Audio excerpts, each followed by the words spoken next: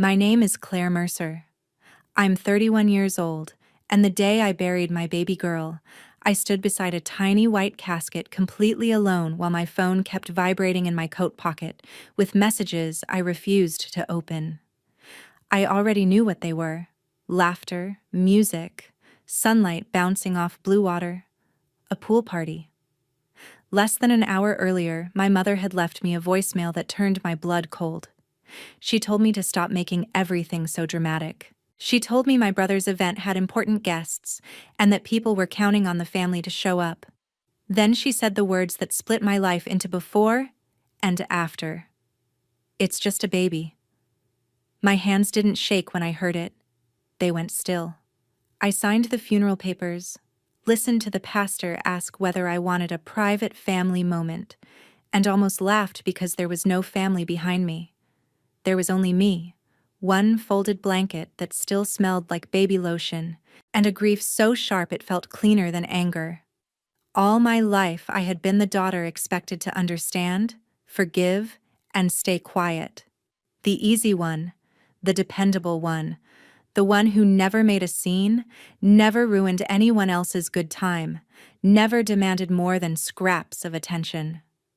But when I watched strangers lower my 4-month-old daughter into the ground while the people who should have stood beside me chose cocktails and pool floats instead, something inside me finally went cold. They thought I would go home and cry. They thought grief would make me weak. They had no idea that burying my child alone was the last time I would ever protect them.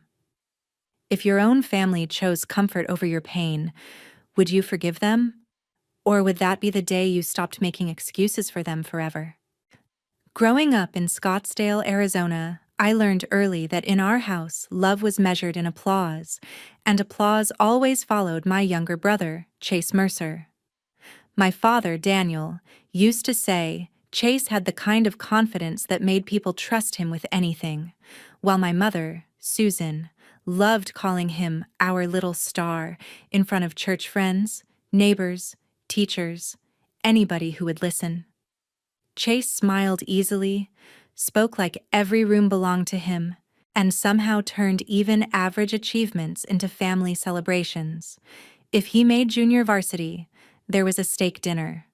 If he sold raffle tickets for school, my parents told the story for weeks. If he forgot to do something important, my mother called it a learning curve. I was different. I was quieter, more observant.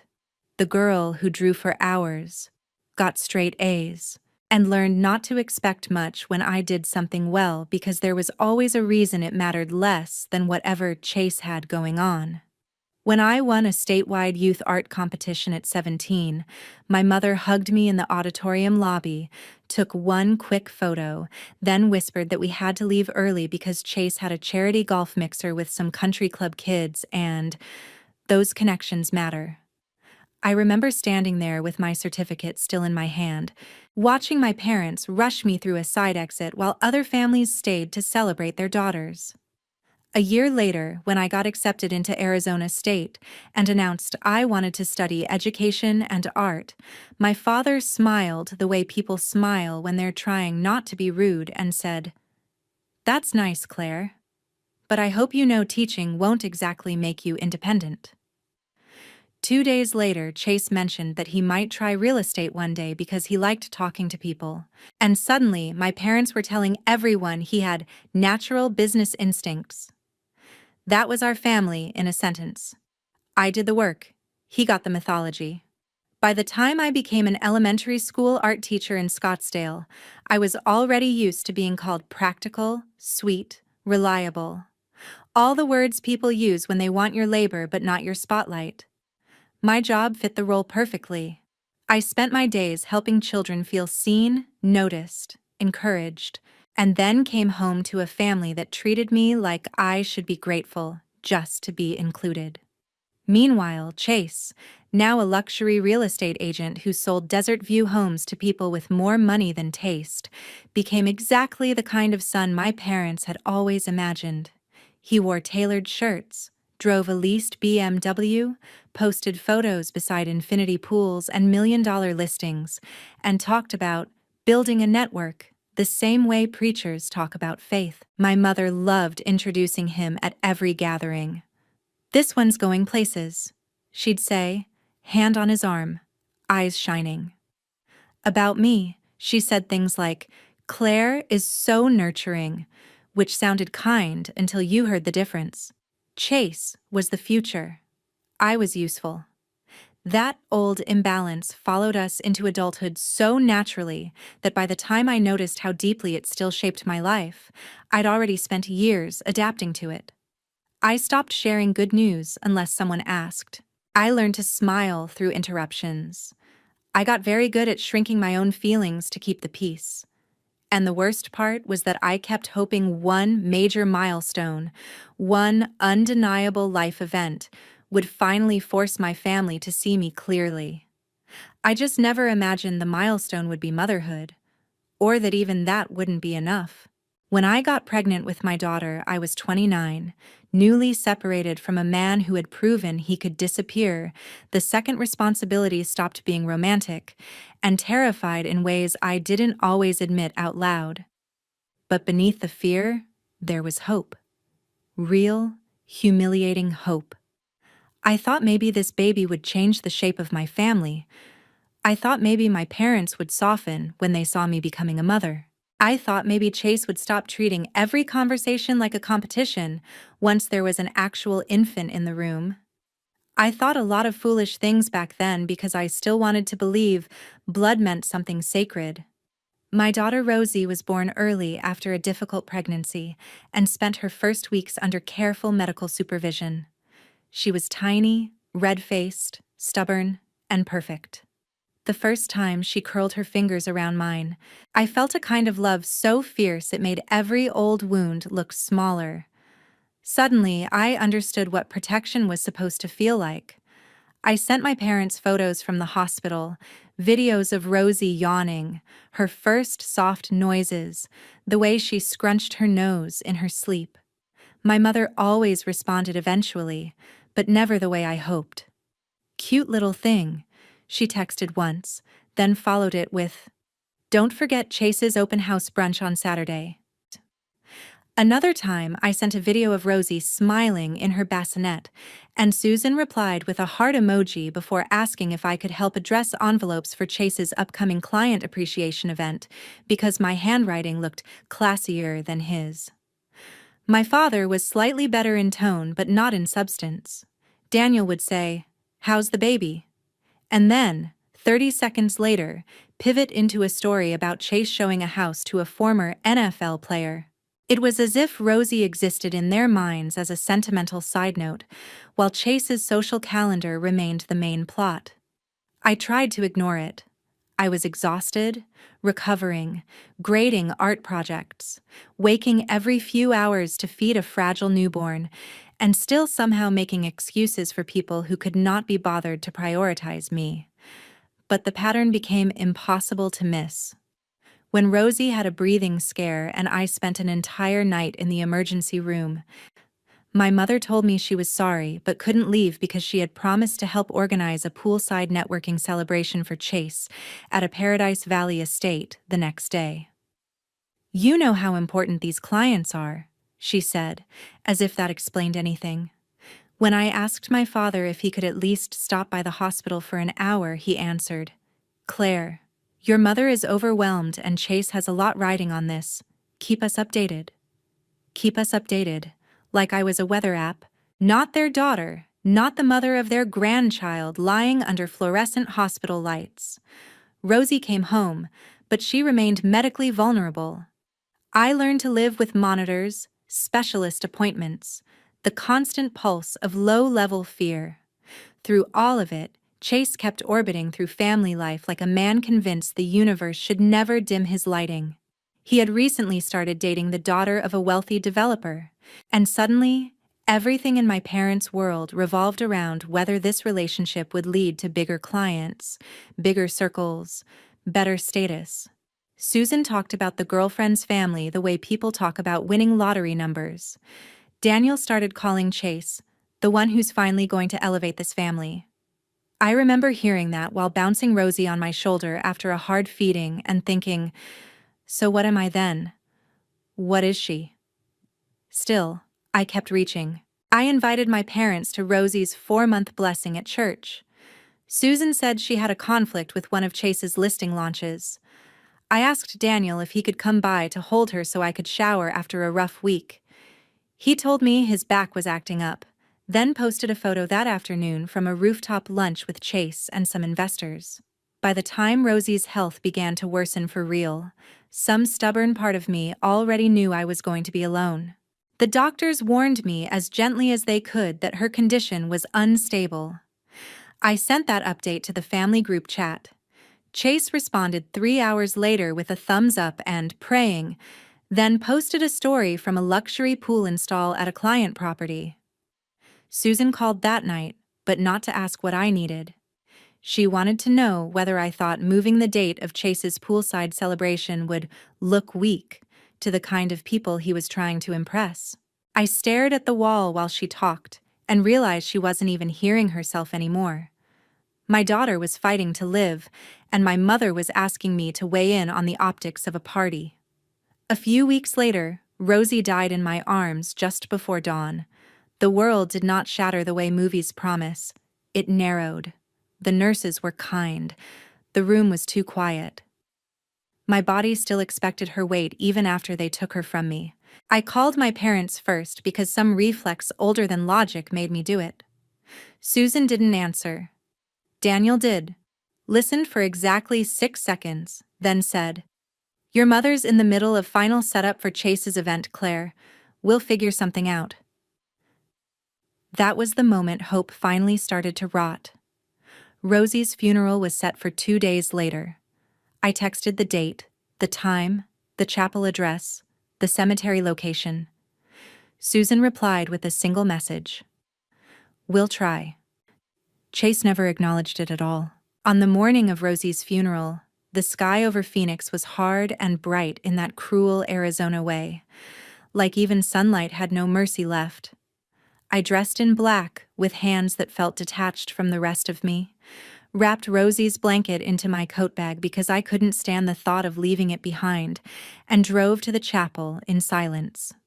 All the way there I kept checking my phone, not because I truly expected my family to come, but because some pathetic part of grief still bargains with reality, even after reality has made itself clear. The first missed call came from a florist asking about a ribbon on the arrangement. The second came from Megan Walsh, my closest friend and fellow teacher, who was already at the chapel waiting for me.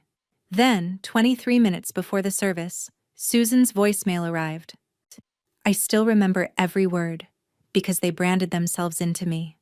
Her voice was crisp, impatient, almost distracted by background chatter and splashing water. "Claire, please stop calling. We can't just abandon Chase's event now. Important people are here. You need to stop making everything harder than it already is. It's just a baby, and your brother's party matters more today than another scene. We'll talk later when you're calmer." I listened once, then twice. Then I locked my phone because if I'd heard it a third time in that parking lot, I might have screamed. Instead, I walked into the chapel with my face numb and let Megan take my elbow without saying a word. The service itself passed in fragments. The pastor's softened voice, the white flowers, the tiny coffin that looked impossible and obscene, the feeling of strangers being gentler with my daughter's memory than her own blood family had been. When the pastor asked whether the family wanted a final private moment before the burial, there was a pause, long enough to make everyone understand. Megan stepped closer. One of my older colleagues stood behind me. No Mercer moved. I buried my child with friends, coworkers, and 2 women from church, who barely knew me but came anyway, because they said no, mothers should stand alone. That fact alone told me everything I needed to know about what family really was. After the burial, while I was still staring at the fresh dirt like my brain hadn't caught up to the finality of it, Megan touched my arm and asked if we could sit in her car for a minute. The moment the doors closed, she turned her phone toward me with a face I'd never seen on her before, part fury, part disbelief. On the screen was a social media story from one of Chase's guests. A long pool glittered under the sun. Champagne flutes clinked. Chase stood shirt-sleeved and smiling near a catered brunch table. Susan laughed beside him in a wide sun hat. Daniel held court near the grill. Over the video, the guest had written, "Perfect family, perfect day." I think the only reason I didn't vomit was because grief had already emptied me out. Then Megan showed me something worse. Someone at the party, probably trying to sound sympathetic, had posted, "Keeping the Mercers in our prayers while Claire requested a private goodbye today." Requested a private goodbye. My mother hadn't just skipped Rosie's funeral. She had lied about it.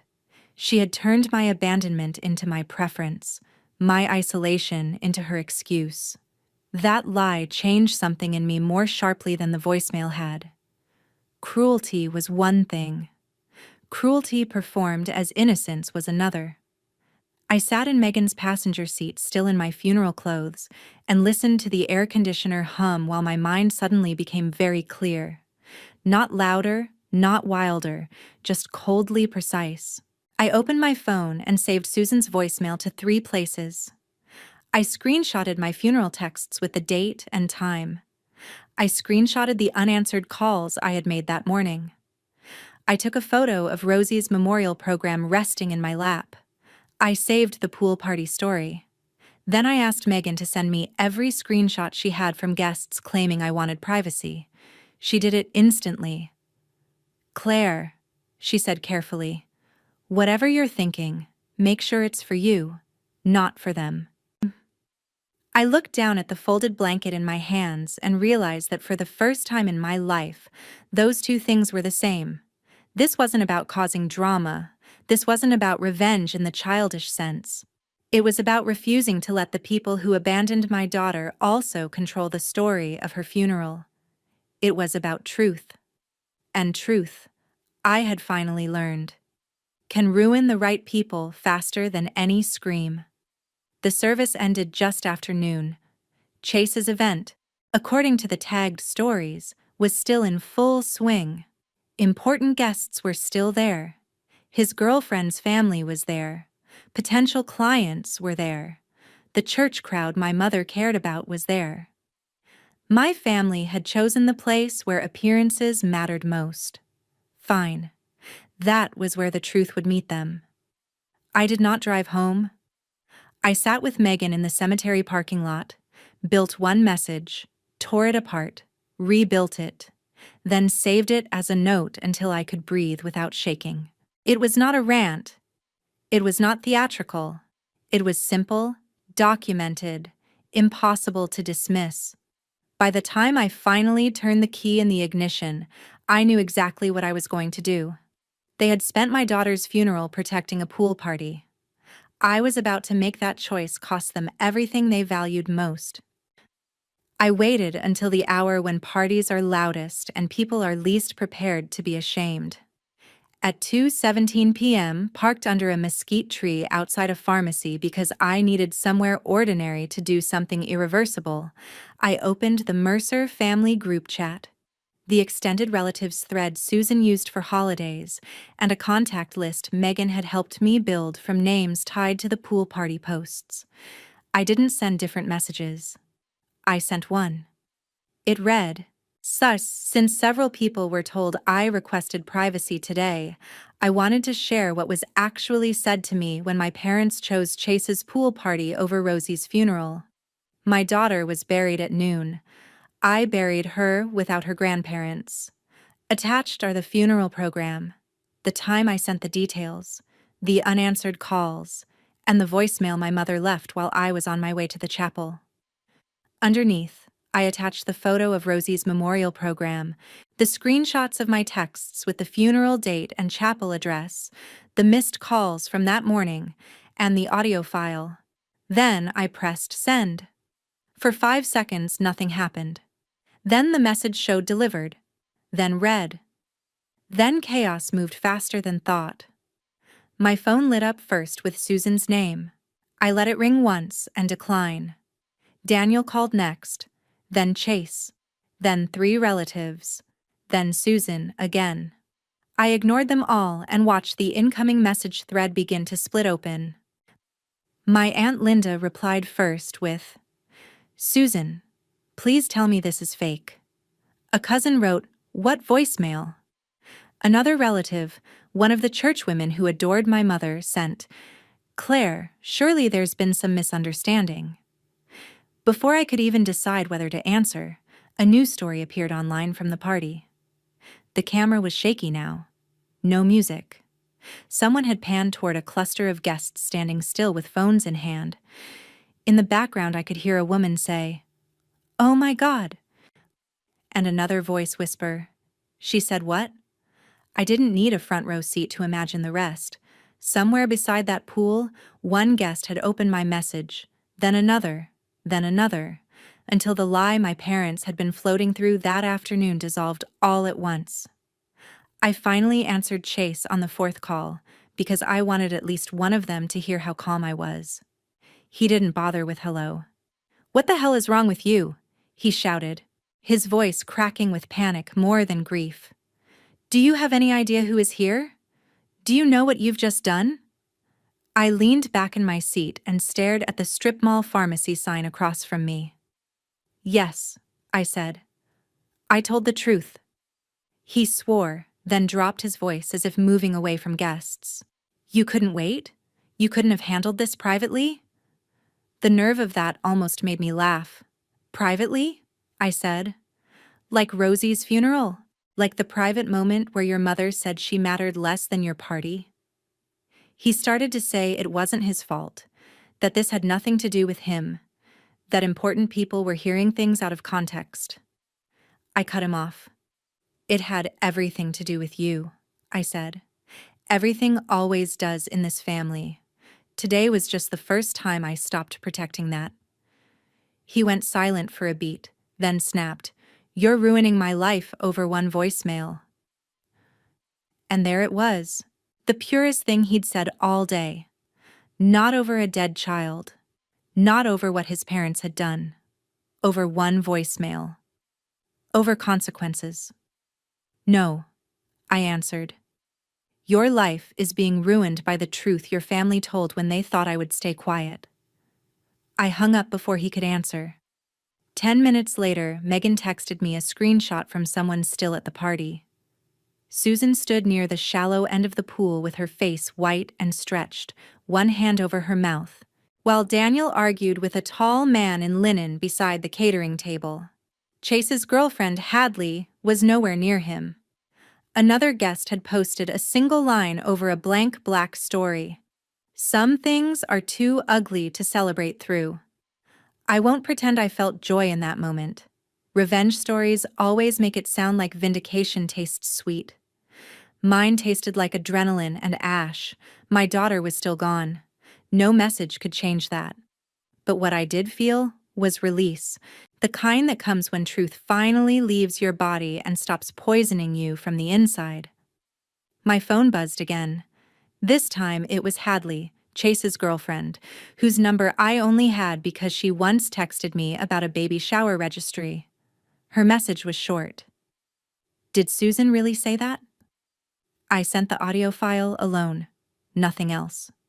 3 minutes later, my phone rang from Susan again, then Daniel, then Susan, then Hadley, then Daniel once more. Finally, a text came through from my mother, stripped of all her usual polish. "Take that down right now. You are humiliating this family in front of everyone. We were going to explain later." Explain what? That my child deserved less because Chase had potential investors by a pool? That grief should wait until after appetizers? I typed back one sentence. "You had your chance to explain when I called from the cemetery." She replied instantly, "You are vicious." Yeah. That word settled over me more gently than she intended because it proved she still didn't understand. Telling the truth about what someone did to you is not vicious. Expecting silence after cruelty is. The next hour turned into a public unraveling. Relatives messaged me one after another, some apologizing for believing Susan, some asking if I was safe, some trying to soften things with, "Surely they didn't mean it that way." But the audio made softening impossible. There is a limit to how far image can stretch once people hear contempt in the original voice. Megan kept feeding me updates from contacts at the party. Hadley had confronted Chase in front of her parents. One older client family left without eating. A church friend apparently told Susan, "I don't know how you come back from that." Daniel had tried to gather guests for a toast, and almost no one had lifted a glass. Somewhere between the catered shrimp and the expensive floral centerpieces, my family's perfect afternoon had curdled into something they could neither control nor deny. I stayed exactly where I was until the sun began to angle lower and the flood of calls slowed just enough for silence to reach me. Then one final voicemail arrived, this time from Daniel. His tone had changed completely. No anger, no authority, just strain. "Claire," he said, "please, people are leaving. Chase is saying Hadley went home with her parents. Your mother's falling apart. Whatever point you wanted to make, you've made it. Call us so we can fix this." I listened once, then deleted it. That was the line, wasn't it? Fix this. Not fix what was done to me. Fix the damage to them. They still thought the emergency was the party. They still thought my role was cleanup. I turned off my phone for the first time all day and drove home with Rosie's blanket on the passenger seat, while behind me, somewhere in Paradise Valley, a pool party built on my daughter's funeral was collapsing under the weight of one simple thing my family had never respected enough: the truth. I didn't hear the rest of the fallout in real time because I left my phone off until after midnight, showered in silence, sat on my kitchen floor with Rosie's blanket in my lap, and let the adrenaline drain out of me in waves. But the next morning, when I turned my phone back on, the story came together fast. There were 62 messages, 9 voicemails, and 1 email from the funeral home asking whether I was okay, because apparently Susan had tried calling there looking for me after I stopped answering. Megan came over with coffee, sat across from me at the table, and helped me sort through what mattered and what was just noise. Hadley's mother had taken her and left the party almost immediately after hearing the voicemail. One of Chase's biggest prospective clients, a developer whose wife chaired multiple charity boards, left right behind them and later texted someone that they didn't do business with families who treat dead children like scheduling conflicts. Susan had apparently tried to corner guests and insist I was mentally unstable from grief, but the audio made that angle collapse before it could breathe. Daniel got into a shouting match with one of his church friends, who told him flatly that if he could stand by those words, he was not the man everyone thought he was. Chase, in the middle of all this, started blaming everyone except himself. First Susan for leaving the voicemail, then Daniel for not stopping me, then me for weaponizing grief, and finally Hadley for making a scene when she refused to stay. By the end of the afternoon, according to 3 separate messages from different guests, the party had emptied out in embarrassed fragments. Half-drunk glasses sat sweating on side tables. Food trays went untouched. A pool full of reflected sunlight kept glittering as if the day were still beautiful, while everything my family valued about that event — status, admiration, momentum, image — bled out around it. The most revealing call came from my cousin Erica, who had never once taken my side in any family conflict before. She left a voicemail saying, "Claire, I don't know if you want to hear from me, but I need to say this. I was there. We were all told you wanted privacy. Your mom said coming would only upset you, and that the baby's service was very small and intimate. Then your message came through, and everyone listened. Nobody knew. I'm so sorry." That apology mattered less than people think apologies should, but it did confirm the truth I already knew. Susan and Daniel hadn't simply chosen Chase's event. They had actively rewritten the story to protect themselves. That lie was why I didn't answer when my parents showed up outside my condo at 10 the next morning. I saw them through the building camera, my mother in oversized sunglasses despite the shade, my father looking 10 years older than he had 2 days earlier, and for 1 weak second, some old habit in me almost opened the door. Then I remembered the cemetery, the voicemail, the poolside lies, and stayed where I was. They rang 3 times. Daniel called from the lobby. Susan texted, "Please, we need to talk face to face. People are saying horrible things." Again, not about Rosie, about themselves. Megan, who was still with me, looked toward the door and asked softly, "Do you want me to tell them to leave?" I shook my head and let the silence do it. Eventually, Daniel left a handwritten note with the concierge. It read, "This has gone too far. Whatever happened, we can work through it as a family. Don't punish your mother forever for one terrible mistake."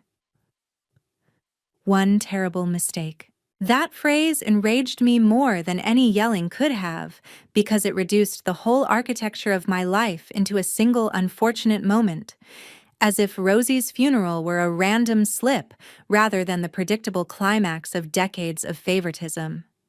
I didn't respond to the note. I shredded it and put the pieces in the trash under coffee grounds. Over the next week, the consequences deepened in ways my parents could not spin away. Hadley broke off her relationship with Chase, not publicly but decisively enough that it still got around. One of the women from her family's church circle told Megan's aunt that no decent family would tie themselves to people who called a dead infant just a baby. Chase lost at least one major listing opportunity after the developer's wife quietly told others they found his family socially radioactive. Susan stopped showing up to the women's ministry meetings at church because too many people had heard the voicemail. Daniel tried to keep acting as if everything were normal, but apparently no one at his golf club wanted to sit with him without mentioning what happened. A family like ours can survive private cruelty for generations. Public consequence is what shocks them. And still, through all of it, they reached for me not in remorse, but in desperation. Susan sent long texts about her blood pressure, her humiliation, the whispers she had to endure. Daniel wrote that Chase's future was being destroyed over something between us. Chase himself sent me a voice note so raw with resentment it almost impressed me. "If Hadley's gone for good, that's on you. If I lose business because you wanted attention, that's on you too." I listened to that one twice, not because it hurt, but because it clarified the entire family system in a single breath. My grief had never been an emergency to them. Their inconvenience always was. So I made a decision that would have seemed impossible to the version of me who still chased approval. I blocked Chase permanently. I blocked Daniel.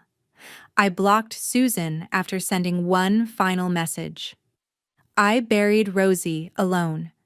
You don't get access to me after that.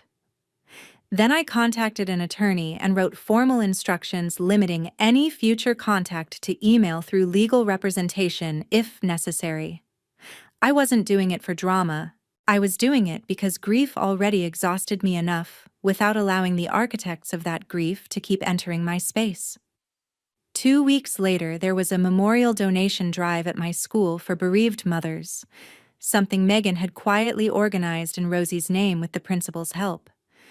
We gathered diapers, blankets, gas cards, and meal vouchers for a local infant loss foundation. I stood in the art room after dismissal watching parents I barely knew drop off supplies and murmured condolences, and it struck me that compassion kept finding me from directions my own blood never bothered to look. That same evening, Erica called from a borrowed number and told me Susan had been sobbing to relatives that she lost everything over one sentence. I surprised myself by answering with perfect calm.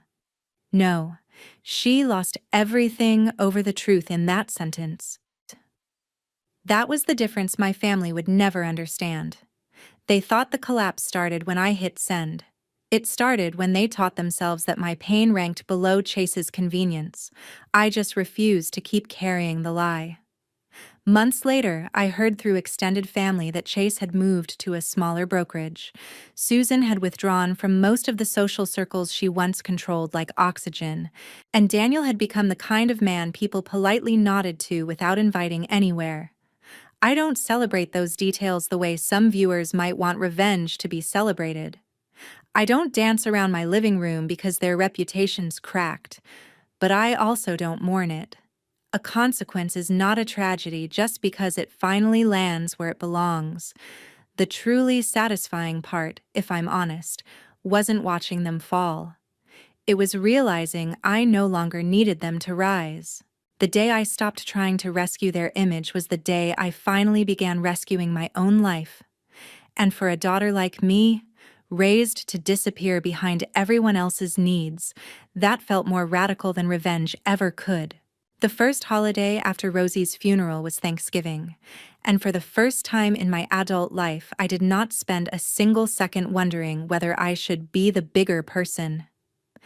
That urge had died with the old version of me, the version who believed endurance was the same thing as goodness. Instead, I spent the day at Megan's house with her noisy extended family, helping her nieces paint place cards at the kitchen table, while casseroles baked and football blared in the living room. At one point, her grandmother, who knew enough of my story to be kind but not intrusive, squeezed my hand and said, "Loss shows you who brings soup and who brings excuses." I carried that sentence home with me because it was simple and brutally true. In the months after everything happened, I rebuilt my life in quiet, practical ways. I went to grief therapy and learned that rage can be clean when it's finally pointed at the people who earned it. I started a small scholarship fund at my school for students who needed art supplies and named it Rosie's Corner because I wanted my daughter's short life attached to beauty, not only pain. I volunteered once a month with a support group for mothers who had lost infants. And every time I sat in those circles, I understood more clearly that my real revenge had never been humiliating my family. It had been refusing to let their cruelty define the last word of my daughter's story. Susan still tried, now and then, through relatives or awkward emails sent from new addresses, to frame what happened as a misunderstanding swollen by grief. Daniel once wrote that age had given him perspective and that life was too short to stay divided. Chase attempted one final message through Erica claiming he had been collateral damage in a conflict between me and our parents. I never answered any of them. Not because I was still burning with fury every day, but because peace got easier once I stopped reopening the door. That's the part people outside situations like mine rarely understand. They think closure means reconciliation, that healing must involve restored relationships, holiday photos, a soft soundtrack, and some dramatic apology at your doorstep. But healing can also look like changed locks, blocked numbers, and the sacred decision to believe what people showed you the first time. My parents did not lose me because I exposed them. They lost me the morning they left me to bury my child alone, and then lied about why. Everything after that was just consequence catching up. And consequence, unlike family myth, doesn't care about who was favored growing up or who gets to smile in the Christmas card. It only cares about what was done. If there's one lesson I would drag out of all this for anyone listening, it's this. Being related to someone does not entitle them to your silence, your labor, or your forgiveness. Blood is not a permission slip for neglect. Shared history is not a free pass to step over someone's pain and then demand access once the crowd turns against you. For years, I thought being a good daughter meant absorbing hurt gracefully. I thought love looked like patience without limits. I thought family required endless understanding from the person who asked for the least. I was wrong. Love shows up. Love listens. Love does not rank one child's social calendar above another child's dead baby. And when people reveal that they are incapable of that kind of love, protecting yourself is not cruelty. It is wisdom bought at a terrible price. Sometimes I still think about the exact moment I hit send on that message from the pharmacy parking lot. I think about how quiet the world was inside my car compared to the chaos it caused beside that pool. If I could speak to the woman I was just before that moment, the one still shaking from the cemetery dirt on her shoes, I would tell her this: you are not ruining anything that wasn't already rotten. You are not too harsh. You are not too emotional. You are finally standing where the truth can see you. Rosie should have had grandparents who rushed to her side, who held me up, who knew there are moments in life when every party, every client, every guest list becomes meaningless. She didn't get that. I can't change it. But I can make sure her life is remembered alongside one clear truth. She was never just a baby. She was my daughter. She was loved completely. And the people who treated her death like an inconvenience did not lose me because I was vindictive. They lost me because I finally loved myself and my child enough to stop calling their cruelty normal. That is the core of this story, the part I hope stays with anyone who hears it. Revenge may grab attention, but dignity is what lasts. The most satisfying ending is not that my parents were embarrassed, or that Chase's polished little world cracked. It's that I no longer live inside their version of who I was. I carry my daughter's blanket, my grief, my boundaries, and my hard-earned peace into a future they don't get to touch. And after everything, that peace feels less like an ending than the first honest beginning of my life.